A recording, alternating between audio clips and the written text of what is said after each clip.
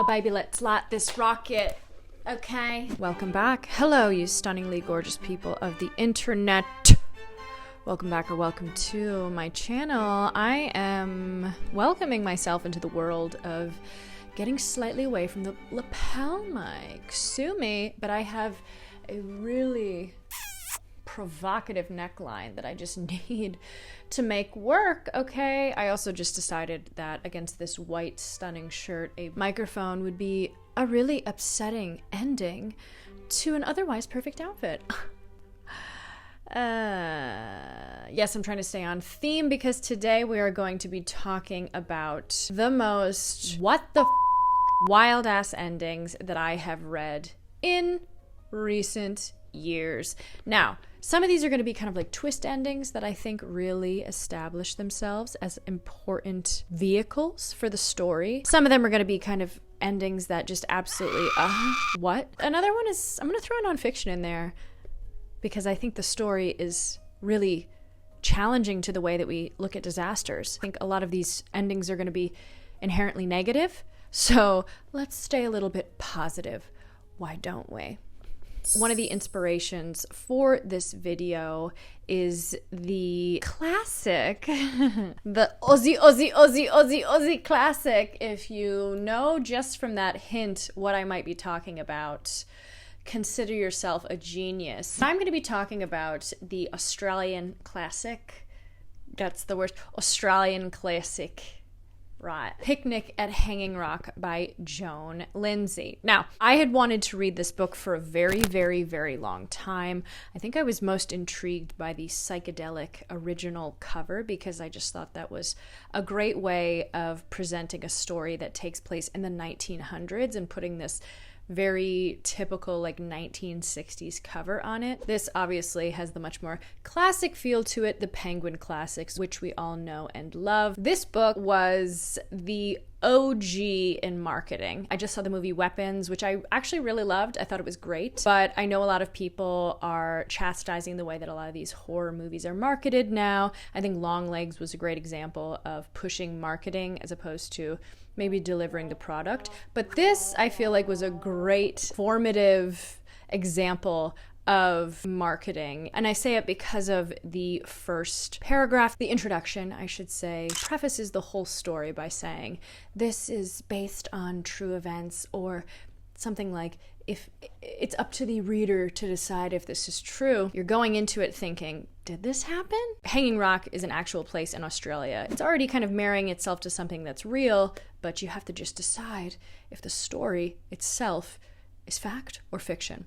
Anyway, the basic premise of this is that this follows a girls' boarding school. A lot of different characters throughout the boarding school. You obviously have the main girls. You also have Mrs. Appleyard, I believe is her name. Yes, Appleyard. It's Appleyard College for girls. She is the headmistress. You also have a lot of the people who are the groundskeepers, and you also have just kind of like miscellaneous characters that are scattered throughout. Well, the most important thing that happens, the titular picnic at Hanging Rock, is a picnic that the girls go on. A couple of them get a little bit rambunctious and decide to climb up onto Hanging Rock. 3 of them mysteriously disappear alongside a teacher. The whole book is detailing the repercussions after the girls disappear. Now, the ending of this, I think, is what makes it the most intriguing part. I wasn't 100% in love with this book from the get-go, but I did think that the ending was a pretty salvageable piece of writing. I think it set it apart from a lot of probably contemporary books at that time. There's a twist at the end that you don't really see coming, or you kind of see coming, but it's open to the reader's interpretation. It's left relatively ambiguous, and I think that there is a strength in that ending, really kind of making the reader grapple with what could be happening. And sometimes the mysterious is the most haunting, the things that we don't know, and the things that we try to predict and we try to extrapolate on. That is what makes it the scariest. Also, there was an additional ending published, I think a couple of years later, that showed really what happened to the girls. Okay. I thought that the ending was the strongest part of this book. The overall tone of the book is fine, but I think that the ending, like the little twist and the little turns, is what makes it a good ending. All right, and then after that is a book that basically was kind of the catalyst for wanting to make this video, and that is the book One Moonlit Night by Caradog Pritchard. Caradog Pritchard, I think is how you say it. I looked it up a couple of times and I really didn't get a super definite answer, so I apologize. But this is a Welsh classic. This was originally published in, I think, 1961, maybe? And I think translated to English in the 1990s. I will correct myself with the proper dates. This was sent to me from a fellow booktuber a while ago, KD Books. He is a Welsh booktuber, and he cited this as an amazing Welsh classic, and I do agree with that. Though, very similar to Picnic at Hanging Rock, I think that the source of the pull to this book is in the ending. This follows a young boy, just kind of his roamings through life in this very depressed, sad town that's feeling the after effects of World War I. His mother is also very mentally ill. She's having an incredibly hard time with dealing with a lot of the losses in her life, and the depression of living in a time that is rattled by war, rattled by loss. And the final chapter is just so unbelievably captivating in the way that it just asserts itself in showing the message of the book. This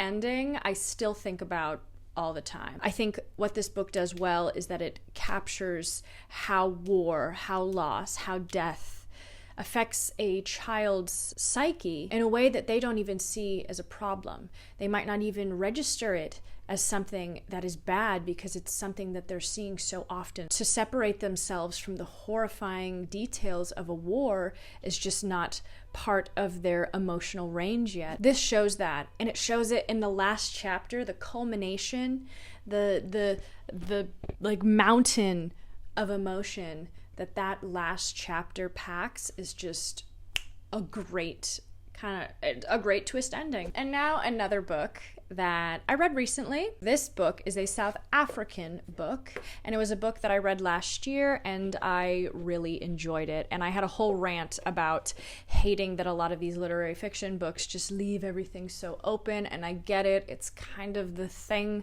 with that, but I think that there is great securing of your craft when you can just put an ending in, and that is what I appreciated so much about this book, An Island by Karen Jennings. This follows a man, I think he's about like 70 or his late 60s. His name is Samuel, and he lives on this incredibly desolate island. He lives in a lighthouse. He's a lighthouse keeper. Of course, you are right on the water, and a lot of things wash up. What has been happening is that a lot of people have been washing up. A lot of bodies have been washing up. People who are trying to immigrate to different countries have been washing up, and one day a man washes up who is still alive, and this really conflicts the way that Samuel lives his life. Through this backbone of the story, you start to see how his past is unraveled, what type of person he was, all kind of looking at, I guess, not like a coward, but somebody who has never asserted themselves in a way that was all-encompassing and powerful, somebody who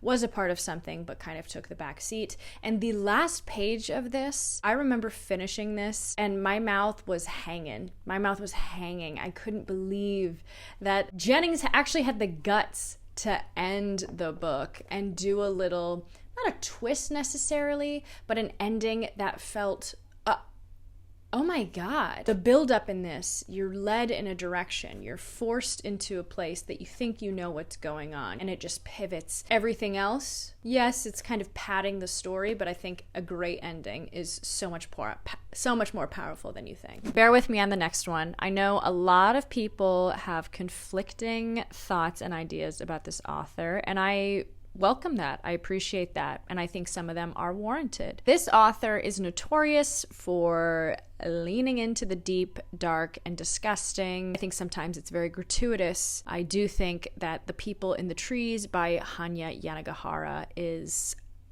such a whirlwind of a story, and its ending left me gutted.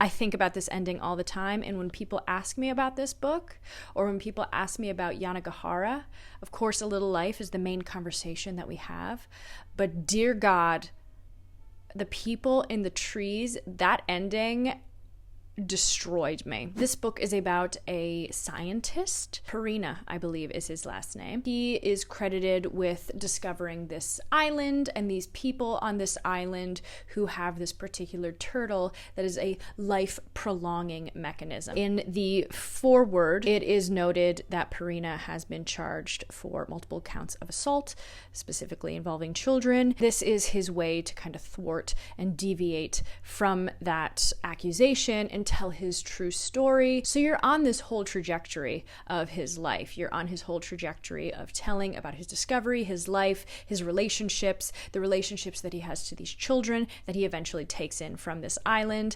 And then in the end, you are so destroyed. But what I think is done effectively in this is it is looking at the way that we engage with perception, manipulation, specifically in the media, when somebody is seen as a founder, somebody is seen as a renegade, somebody is seen as an intellectually superior. There's a thought in our minds that, oh, maybe that didn't exactly happen. And I think that this book does that incredibly well to really move you again in a direction and then just pivot and stab you. I think it also obviously goes into the moral conflict of scientific ethics and, whose land are we going on, who are we stealing from, sort of thing. But God, this ending, I think it just blows. I think it's so much more disturbing and so much more haunting than A Little Life in ways. It really, oh my God, it killed me. All right, and so the last fiction book, this isn't necessarily like a twist ending, but this definitely destroyed me in one paragraph. Destroyed me. Grapes of Wrath by Steinbeck. I just read this for my Patreon book club, and I think we all had a pretty historic time with it. At least I know I did. John Steinbeck is my favorite author. I would say East of Eden is my favorite book. I hadn't read Grapes of Wrath, but I knew that I wanted to get his chunky boys out of the way, and now I have, so I feel like I can read his entire library. I also want to say, this is almost a 100-year-old book, but I did not know the ending. I didn't know the ending at all, and I really think if you don't know the ending, stay off spoiler websites. Do not really go deep into trying to sleuth about this. Do not try to figure out the ending, because you will be so much more rewarded when it is just handed to you and your mouth hangs for an hour. Also, Steinbeck does not shy away from a great ending of Mice and Men, anyone. Hello? Anyway, this book follows the Joad family. They are from Oklahoma. They're Oklahomies, whatever you want to call them. They are forced off their land by big business, banks, tractors, also the Dust Bowl, the Great Depression. A multitude of factors are forcing them off of their land, so they decide to head west. They see flyers promising of a new life, new opportunities, and a new way of living that will provide them with the stability that they have since lost in Oklahoma. So they head west. It's about 12 of them. The first part of the book is detailing their traveling to California, so it's on the road and the whole dynamics of the family, people that eventually kind of splinter off. Then the second half of the book is them living in California, facing the harsh realities of what California really has to offer. I don't think spoiling anything by saying that it's not what it seems, but the ending is so, I think, regardless of what you feel about the rest of the book, that ending just puts survival, puts family, puts the truth of the turmoil of that time all into perspective. And it is truly, I think, one of the best endings in literature ever written. I could cry, vomit, jaw on the floor. Insanely good and worth the whole journey just for that ending. And now, because I'm a really funny girl and I feel like putting a nonfiction on there that has a pretty positive ending, and I feel like I did a pretty good job of not spoiling all of these, maybe piquing your interest. This one, I'll try not to spoil, but it's well-known history. The nonfiction that I want to put on here is Endurance, Shackleton's Journey. Basic story of Shackleton is he was an adventurer, an explorer, I guess you could say, who set out in around, I think, 1914 to explore parts of Antarctica. His ship, Endurance, how fitting, ends up getting stuck in ice pretty early on in their journey, and I think that they ended up being stuck for about 17 months. I think, how many men were on board? I will correct myself. Spoiler, spoiler, spoiler, if you don't know this little bit of history, every single person on the boat survived. I mean, God, this book, it breaks it all down from the letters that the men were writing. So it was showing you firsthand accounts, essentially, of what was going on in the book, the restlessness that they encountered, the health issues that they encountered. They were doing surgery out there. You think that something is going to happen. Somebody's gonna pass away, right? They all survive. And I think that is a truly fact is stranger than fiction sort of story, where it's such a twist that in this catastrophe, everybody survived. I mean, especially in boat stories. Titanic, I'm talking to you. Here's this one that everybody survives. So I highly suggest that book. Great audiobook as well. It's just like a little bit of history that is uplifting and not so negative, because I feel like a lot of these are very sad, depressing twists and turns that will make you feel, whoa. Let me know, guys. I feel like there's a lot of great endings in books, but really these are the ones that felt like twists. These are the ones that felt like, oh my God. Wow. Okay. I'll never forget that. But I would love to know what book ending was an insane twist for you. What book ending just, got you. Because that, in my opinion, is so hard to do in books. And if you do it well, mama, you do it well. Okay. You guys are wonderful. You're fabulous. Thank you so much for being here. I will see you